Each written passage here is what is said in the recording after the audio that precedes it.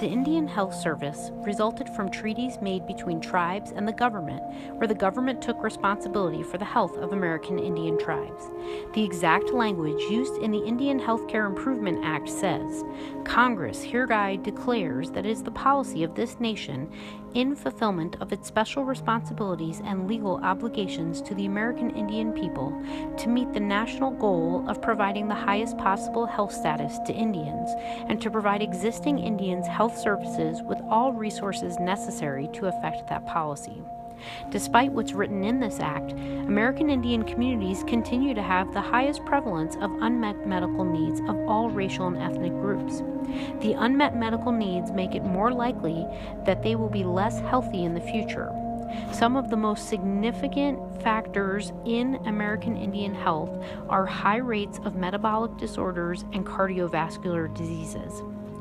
It is imperative that we work together as health professionals to identify ways to intervene in reservation life and begin to manage and prevent health risks within the American Indian population. Living on the reservation,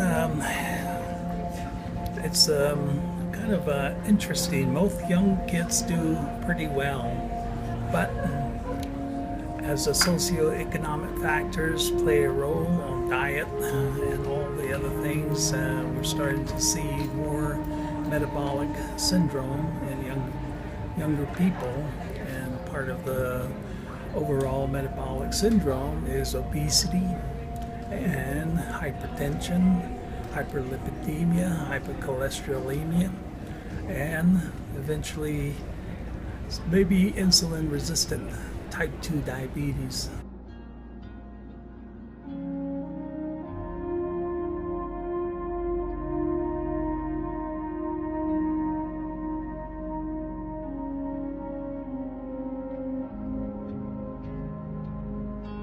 So if we can go back to some natural food, like fruits and vegetables, those are some easier things to entertain, and it's natural, you have natural fiber, and you have enough calories in them to sustain you, whereas if you go to a fast food restaurant, you overdo it. All the calories and soft food or drinks, those are laced with lots of sugar, sucrose, and all the other stuff, and preservative. So I think some of those will contribute to obesity and eventually metabolic syndrome. Healthy food are not cheap. They're expensive, so because of our socioeconomic status, we're on the lower end of everything across the board.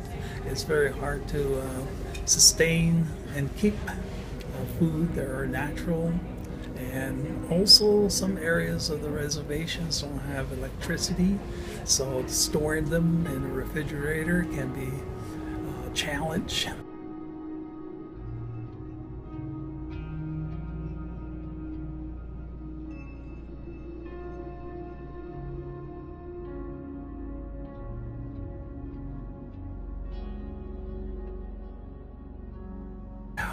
Traditionally, I grew up on the Navajo reservation using traditional medicine, ceremonies, and prayers, and I still do.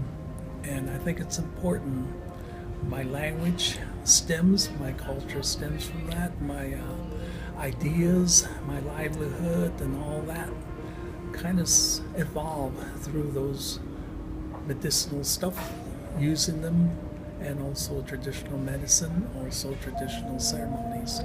So that had guided me to where I became more involved with the older population as they understand what I'm trying to tell them and what it means about some of the pathophysiology of their disease processes, and they seem to appreciate that a lot better when they understand what is going on and how their bodies are affected by all this, and some of the medicines that are currently available for different disease processes. I tried to tell them how this seems to work.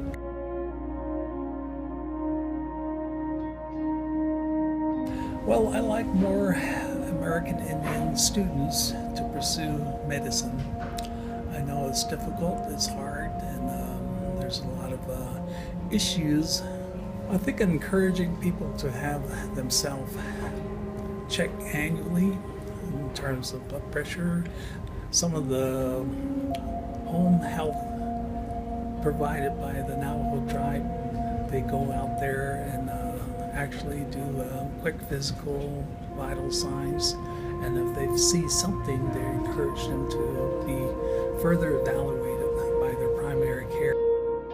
With appropriate support and resources, the Indian Health Service can create and sustain programming that can work to address many health challenges facing the American Indian community, including many such as metabolic disorders and lifestyle, which create significant risk factors for cardiovascular disease. Working together with American Indian leaders, elders, and community healers, we can create programming which is culturally sensitive and appropriate to address these issues. As we all know, this type of programming costs money. And funding to the Indian Health Services has remained the same, despite rapid increases in the size of this population. As funders and policymakers, we directed this video specifically to you to hopefully provide you with some important information and insight about these challenges and the important role that you can play in providing support and resources to address these health disparities.